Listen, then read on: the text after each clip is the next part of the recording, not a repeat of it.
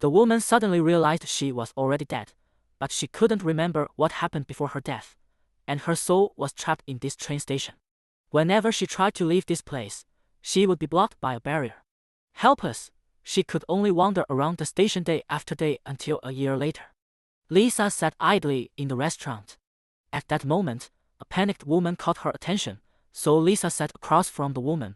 From the content of her phone call, she learned that the woman had a mental breakdown due to excessive work pressure. Lisa watched as tears slid down the woman's face. Lisa instinctively reached out her hand when the tears fell on her finger. Countless fragments of memory from her life flashed in her mind.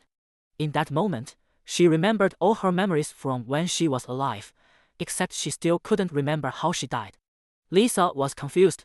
Her life before had been so happy. Why would she commit suicide? Just then 3 familiar faces appeared on the platform. They were her parents and her boyfriend.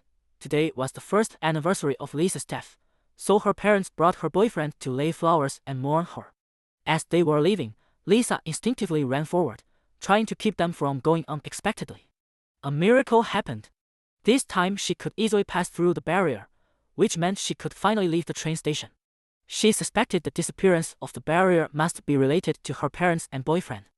After watching her parents and boyfriend say goodbye and part ways, she chose to follow her boyfriend home. Soon, she followed him to the apartment she had bought when alive. But just as they entered the community yard, she noticed the downstairs neighbor staring strangely at her boyfriend. Lisa didn't think much of it. She followed her boyfriend into the room. The newspaper reported her death by jumping in front of a train. The police determined her death was suicide because she had suffered from a long-term mental illness. This confused her greatly because she had never suffered from any mental illness. However, she wasn't the only one with doubts about this case. At that moment, Jack from the transportation department was investigating Lisa's case.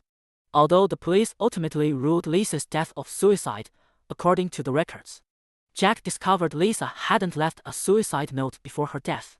Moreover, Lisa had climbed over a fence to enter the station that night. Obviously, this didn't seem like something a suicidal person would do.